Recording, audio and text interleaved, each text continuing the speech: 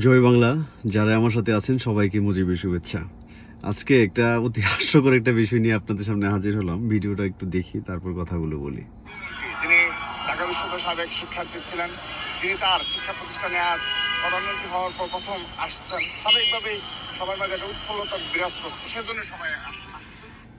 আচ্ছা, ছাত্র দলের সভাপতি আদু ভাই সে একটা কথা বলছে যে ঢাবির প্রাক্তন শিক্ষার্থী ছিল মিস্টার 10%, মানে তারেক রহমান, পরাধীন মন্ত্রী।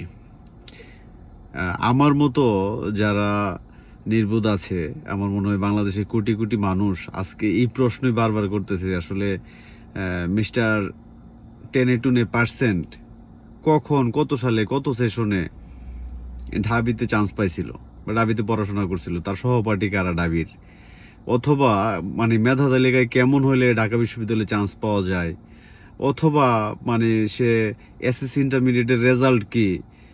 ঢাকা বিশ্ববিদ্যালয়ে ভর্তি হলে তো একটা মিনিমাম প্রথম আবেদনের জন্য একটা রেজাল্টের প্রয়োজন হয়।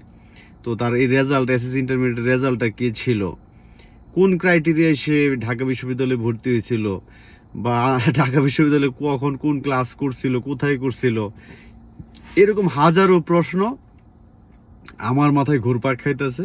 এরকম কোটি কোটি মানুষেরও ঘুরপাক খাইতেছে। তো বিএনপির যারা আদু ভাইরা আছে, বিএনপির যারা ভাই ব্রাদার আছে, বোন টুনরা আছেন, আপনাদের কাছে একটা প্রশ্ন যে আপনারা অন্তত একটা ছবি দেন যে এই ক্লাসে বসে তারেক রহমান ক্লাস করতেছে, অথবা যেহেতু সে বিএনপির রাজপুত্র, সে ছাত্র দলের কোন মিছিলটা সে করছে এরকম একটা ছবি দেন, অথবা কত সেশনে তার সে ভর্তি হয়েছে, এগুলো তো সকল কিছু তার ফুটেজ থাকার কথা। যেহেতু সে শহীদ জিয়ার সন্তান, বেগম খালেদা জিয়ার সন্তান, তো প্রত্যেকটা ফুটেজ থাকার কথা তার। যেহেতু 111-এ মাজাভাঙ্গার ফুটেজও আছে, তো ঢাকা বিশ্ববিদ্যালয়ে ভর্তি হয়েছে, তো এই ফুটেজ থাকবো না?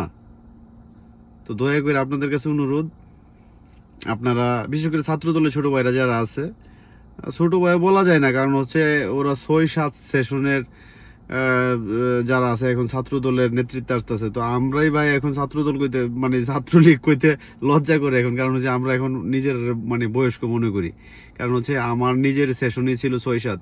তো এই কখন ওরা ভর্তি হয়েছিল এটা আল্লাহ পাক জানে। তো আপনাদের কাছে আজকে বিশেষ অনুরোধ, তারেক রহমানের সেশনটা জানায়েন, সার্চ দিয়ে দেখবো না, অথবা তারেক রহমানের ক্লাসের ছবি টবি দিয়েন, অথবা তারেক রহমানের যে কোনো একটা ডকুমেন্ট, যে তারেক রহমান ঢাকা বিশ্ববিদ্যালয়ে পড়াশোনা করতেছে, ঢাকা বিশ্ববিদ্যালয়ে মিছিল মিটিং করতেছে, এই টাইপের একটা কোনো কিছু দিয়েন। দিলে তখন আমরা বিশ্বাস করতে পারুন যে আসলে তারেক রহমান। আর একটা দেশের প্রধানমন্ত্রী নিয়ে এরকম মিথ্যাচার করে ঢাকা বিশ্ববিদ্যালয়ে মানুষ পড়তে হবে এমন কোনো কথা আছে? ঢাকা বিশ্ববিদ্যালয়ে ছাড়া হাজার হাজার প্রতিষ্ঠান আছে না, মানুষ এখানে করতেছে না? তো তাতে কি হয়েছে? পড়াশোনা তো এক জায়গা থেকে করলে হয়েছে, ঢাকা বিশ্ববিদ্যালয়ে পড়তে পারলে ভালো, আর না পড়তে পারলে মিথ্যাচার কেন? একটা দেশের প্রধানমন্ত্রীকে নিয়ে এই মিথ্যাচার করলে তো মানুষ হাসাহাসি করে, বাইরের বিশ্বের লোকজন এগুলো হাসাহাসি করে, মানুষের কাছে লজ্জা পেতে হয়। আপনাদেরকে এই লজ্জা বোধটুকু লাগে না? এগুলো তো লাগার কথা।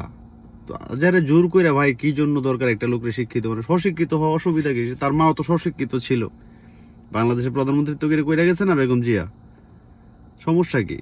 তো আপনারাও না হয় একটা স্বশিক্ষিত লোকরে দিয়ে প্রধানমন্ত্রিত্ব চালাইলেন, অসুবিধা তো নাই। এই জন্য মিথ্যাচার করেন না ভাই। আজেরা এই যে নাম পড়ছিল 10%, এই নামটাই গোচান কোন রকম।